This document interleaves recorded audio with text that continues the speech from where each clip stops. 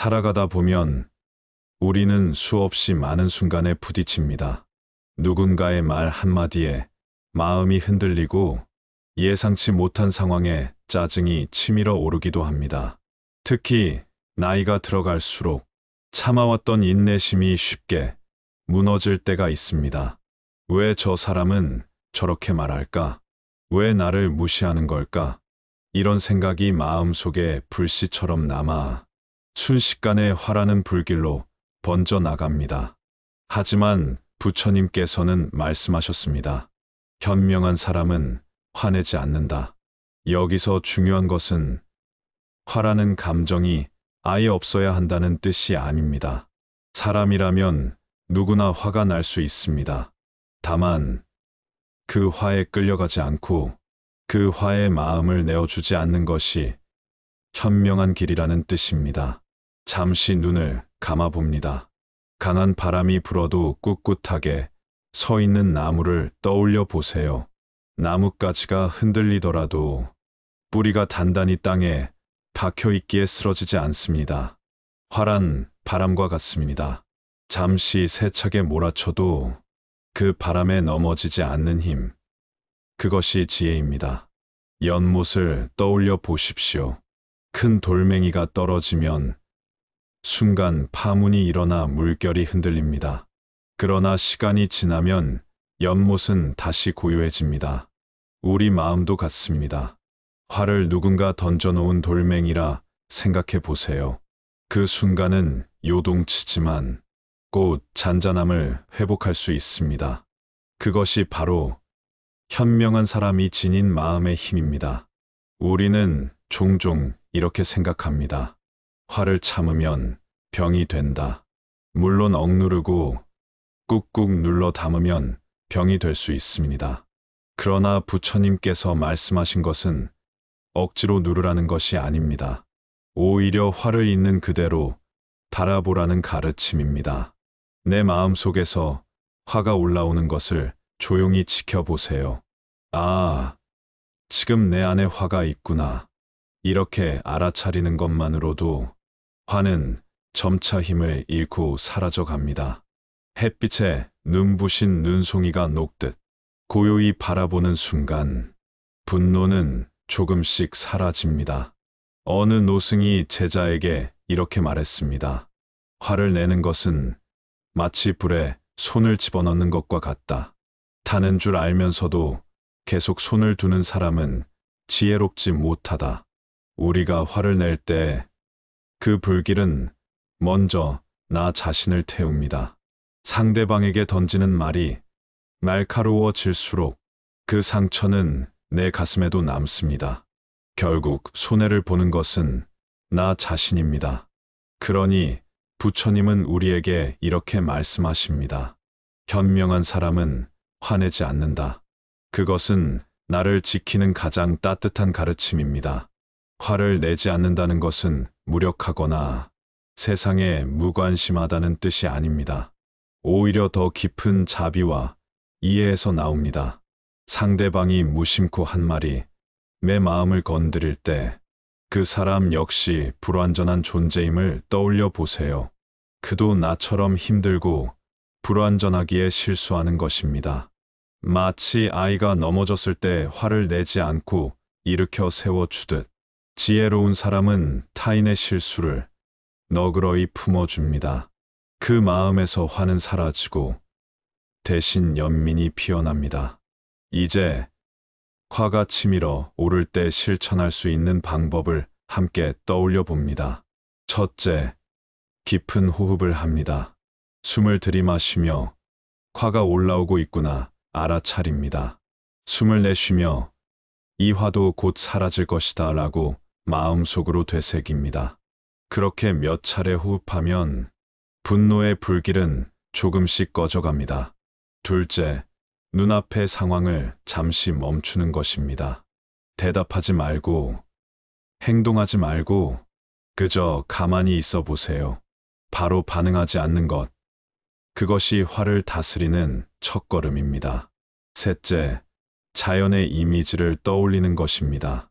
바람에 흔들리지 않는 나무, 파도가 잠잠해지는 바다, 햇살에 녹아내리는 눈송이, 이러한 상상을 하는 것만으로도 마음은 조금씩 고요해집니다. 현명한 사람은 화를 억누르는 사람이 아니라 화를 바라보고 흘려보내는 사람입니다. 그 순간 우리 마음은 이미 지혜의 길을 걷고 있습니다. 그러니 오늘 하루 누군가의 말에 마음이 흔들리더라도 잠시 눈을 감고 호흡해 보세요. 그리고 이렇게 다짐해 봅니다. 나는 화에 끌려가지 않겠습니다. 내 마음은 고요한 연못과 같습니다. 우리는 흔히 말합니다. 나는 성격이 불같아서 화를 잘 못 참아. 이 말 속에는 자책과 동시에 어쩔 수 없다는 체념도 섞여 있습니다. 그러나 부처님께서는 알려주십니다. 성격이란 고정된 것이 아니며 습관처럼 익혀온 것일 뿐이라고 말이지요. 마치 흐르는 강물이 돌의 길을 내듯 반복된 행동과 감정이 우리 마음의 길을 만듭니다. 그렇다면 화를 다스리는 길 또한 새롭게 닦아 나갈 수 있습니다. 처음에는 낯설고 어렵더라도 조금씩 연습하다 보면 마음은 점점 고요해집니다. 화를 낼 때 우리의 얼굴은 굳어집니다. 눈썹이 찌푸려지고 입술이 앙다물리고 호흡은 거칠어집니다. 몸 전체가 긴장하며 피가 빨리 흐릅니다. 이처럼 화는 단지 마음의 문제만이 아니라 몸 전체를 뒤흔드는 불꽃입니다. 그러니 오래 화를 내면 건강도 해치게 되는 것이지요. 현명한 사람은 이것을 압니다. 화를 다스린다는 것은 마음을 지킬 뿐 아니라 몸을 지키는 길이기도 합니다. 옛날에 한 장수가 있었습니다. 그는 전투에서는 용맹했지만 집에서는 화를 참지 못했습니다. 작은 일에도 소리를 지르고 가족들을 괴롭게 했습니다. 어느 날 그 장수는 한 노승을 찾아가 물었습니다. 저는 전쟁터에서는 두렵지 않은데 왜 집에서는 화를 못 다스리는 걸까요? 노승은 웃으며 이렇게 대답했습니다. 전쟁터에서는 칼과 창을 다스렸지만 집에서는 마음을 다스리지 못하기 때문일세. 이 말을 듣고 장수는 크게 깨달았습니다. 그리고 화가 올라올 때마다 칼을 쥔 병사가 아닌 마음을 지키는 병사가 되겠다고 다짐했습니다. 이 이야기처럼 진정한 용기는 싸움에서 이기는 것이 아니라 내 안의 화를 이기는 데 있습니다. 부처님께서는 또 말씀하셨습니다. 화를 내는 이는 자신을 상하게 하고 화를 다스리는 이는 자신을 보호한다. 이 짧은 말씀 안에는 깊은 진리가 담겨 있습니다. 화를 낼 때 우리는 먼저 나 자신을 해칩니다. 그 순간의 말 한마디가 관계를 깨뜨리고 그 순간의 행동 하나가 오랫동안 상처를 남깁니다. 그러나 화를 다스릴 때 우리는 나를 보호할 뿐 아니라 주변 사람들과의 인연도 지켜냅니다. 그것이 곧 지혜로운 삶의 모습입니다. 자연은 늘 우리에게 가르침을 줍니다. 강한 바람에도 꺾이지 않는 대나무, 폭풍 뒤에도 다시 피어나는 꽃, 밤이 깊어도 반드시 찾아오는 새벽, 이 모든 것은 말없이 우리에게 알려줍니다. 화는 잠시일 뿐 영원하지 않다. 그렇습니다. 그 어떤 분노도 영원히 머무르지 못합니다. 시간이 지나면 사라지고 다시 평온이 찾아옵니다. 이 진리를 기억한다면 우리는 순간의 분노에 휘둘리지 않고 잠시 기다릴 수 있습니다. 기다림 속에서 화는 저절로 힘을 잃습니다. 이제 작은 실천을 더해 봅시다. 첫째, 아침에 눈을 뜰 때 마음을 다짐합니다. 오늘 하루 나는 화에 끌려가지 않겠다. 짧은 다짐이지만 그 힘이 하루를 지켜줍니다. 둘째, 말을 하기 전에 짧게 호흡합니다. 이 말이 상대를 살리는 말인가? 아니면 상처 주는 말인가?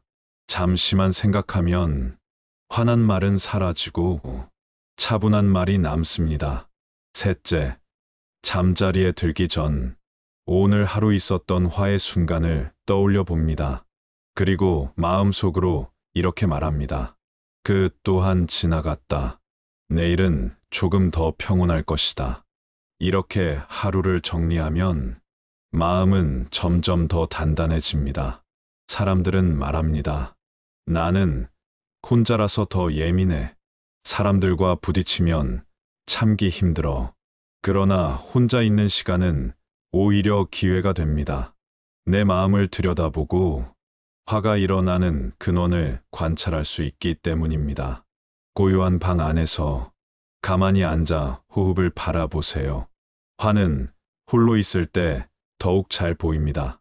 그리고 홀로 있을 때 더욱 쉽게 사라집니다. 혼자라서 괜찮습니다. 그 시간은 내 마음을 단련하는 귀한 순간입니다. 현명한 사람은 화내지 않습니다. 왜냐하면 그는 압니다. 화는 나를 해치고 내가 사랑하는 사람을 해친다는 것을. 그러니 오늘도 마음속으로 다짐해 보세요. 나는 화에 끌려가지 않겠다. 내 마음은 고요한 연못과 같다. 화라는 것은 사실 아주 작은 씨앗에서 시작됩니다. 누군가의 눈빛, 무심한 한마디, 또는 뜻대로 되지 않는 상황.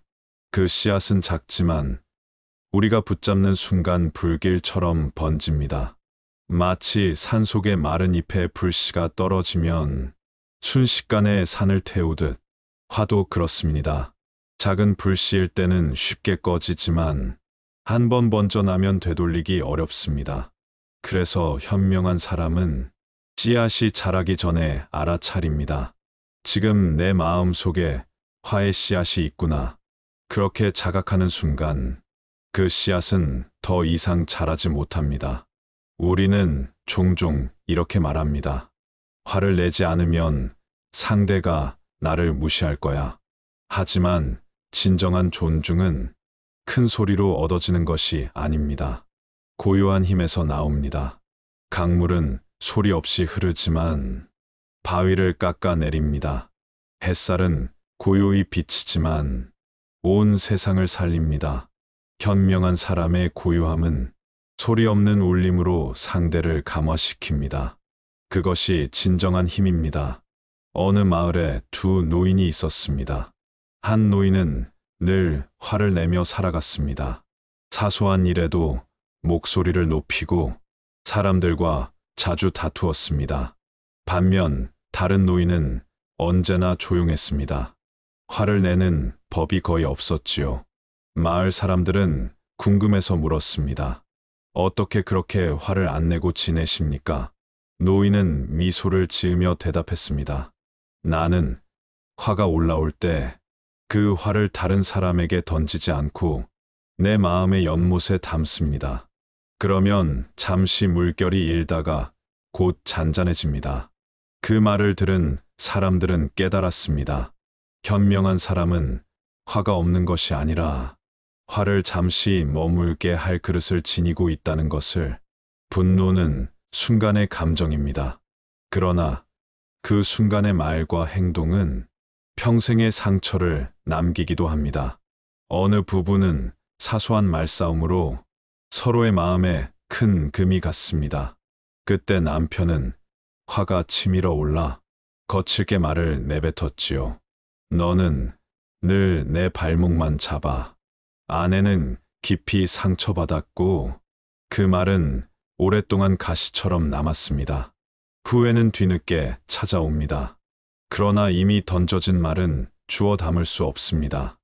이렇듯 화는 순간이지만 그 결과는 오래 남습니다. 그러니 부처님께서는 말씀하셨습니다. 화를 내는 이는 어리석음을 드러내고 화를 다스리는 이는 지혜를 드러낸다.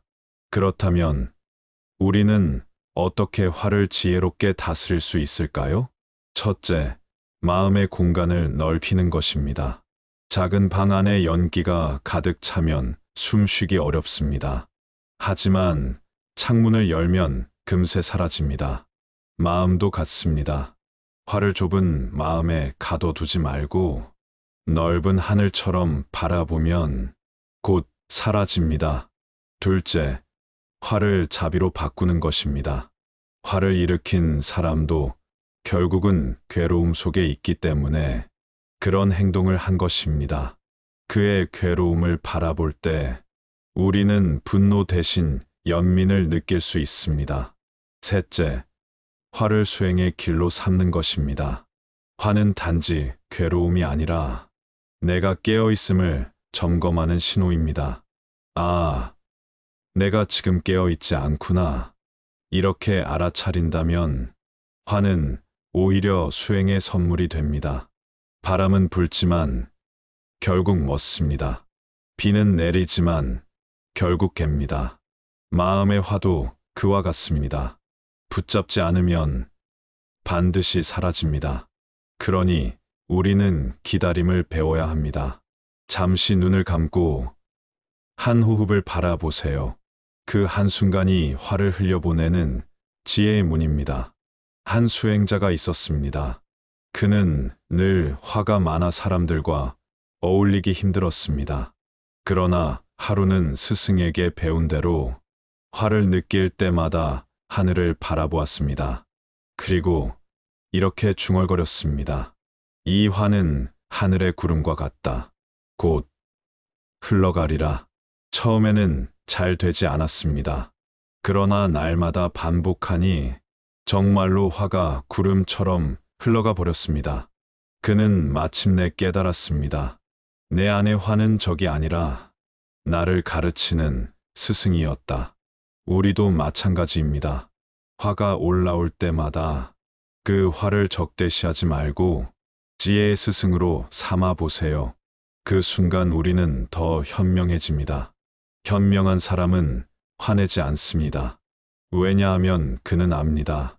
화가 나를 지배하는 것이 아니라 내가 화를 바라볼 수 있다는 것을. 그 고유한 힘이 곧 지혜이며 곧 평온입니다. 옛날 인도 마을에 한 사람이 있었습니다.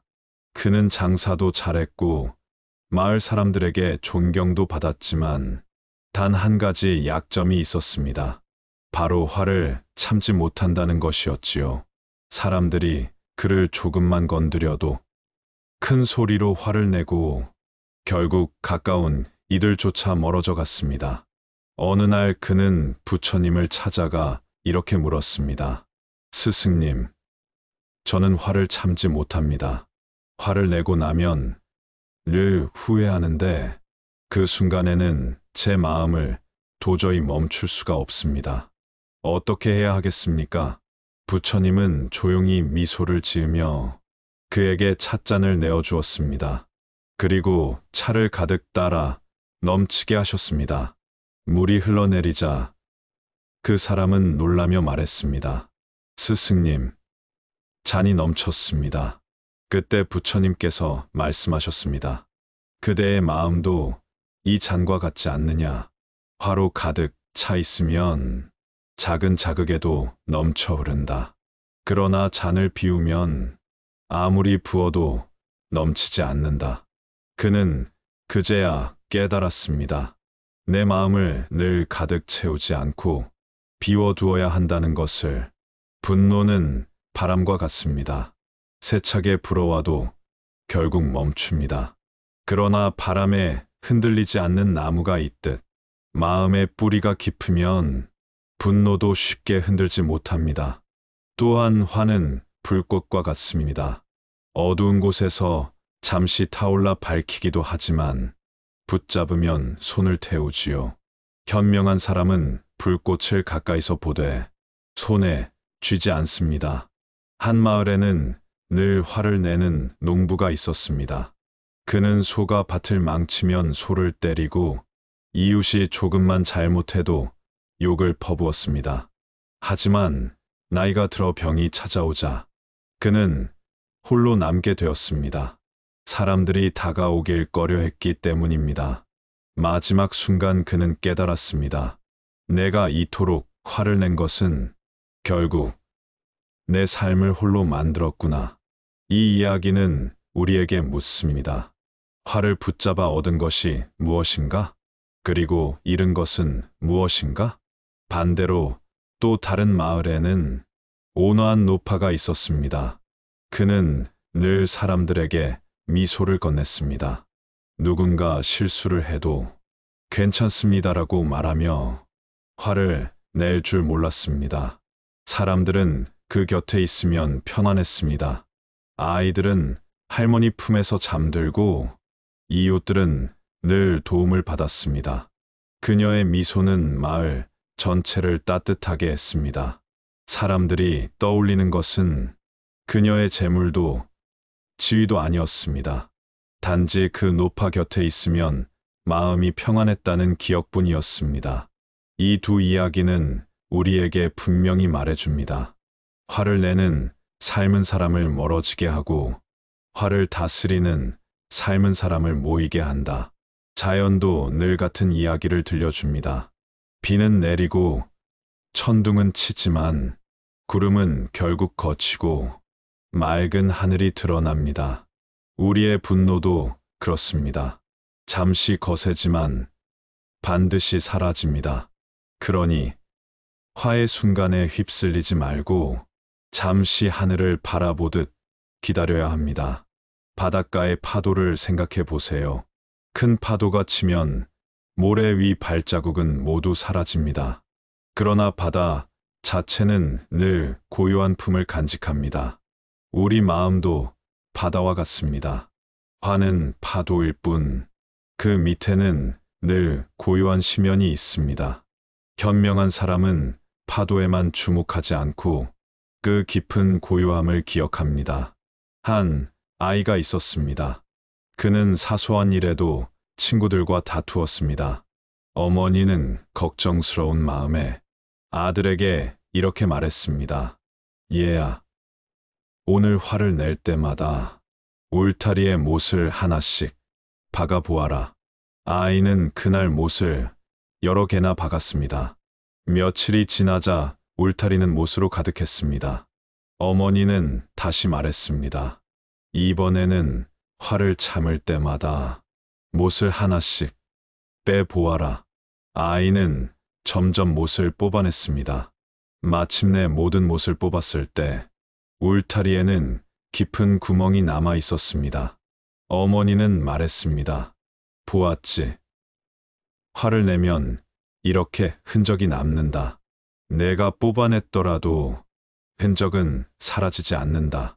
그러니 화내기 전에 늘 생각해야 한다. 이 단순한 이야기 속에 큰 깨달음이 담겨 있습니다. 분노는 사라져도 그 상처는 오래 남는다는 것을. 부처님께서는 이렇게 말씀하셨습니다. 분노를 이기는 이는 전쟁터의 장수를 이기는 자보다 위대하다. 진정한 승리는 남을 굴복시키는 데 있지 않습니다. 자기 안의 화를 이기는 것이야말로 가장 위대한 승리입니다. 그러니 오늘 하루 혹여 화가 올라온다면 잠시 이 이야기를 떠올려 보세요. 넘치는 찻잔처럼 가득 채우지 말고 파도처럼 잠시 흔들리더라도 결국은 고요한 연못으로 돌아오는 마음. 그 마음이 바로 부처님께서 말씀하신 현명한 사람의 길입니다. 화를 다스리는 길은 멀리 있지 않습니다. 거창한 의식이나 특별한 능력이 필요한 것도 아닙니다. 우리의 호흡, 말, 마음가짐 속에 이미 답이 있습니다. 1점, 호흡으로 화 다스리기. 화를 느낄 때 가장 먼저 해야 할 것은 숨을 바라보는 것입니다. 화가 치밀면 우리의 호흡은 거칠어집니다. 숨이 빨라지고 가슴이 답답해지지요. 이때 일부러 호흡을 천천히 합니다. 숨을 들이마시며 마음속으로 이렇게 말합니다. 화가 올라오고 있구나. 그리고 내쉬면서 속으로 다짐합니다. 이 화도 곧 흘러갈 것이다. 이 단순한 호흡은 놀라운 힘을 가집니다. 거친 불길 같던 분노가 조용히 사그라지는 것을 느낄 수 있습니다. 하루에 잠시라도 시간을 내어 고요히 앉아 숨만 바라보는 습관을 들여보세요.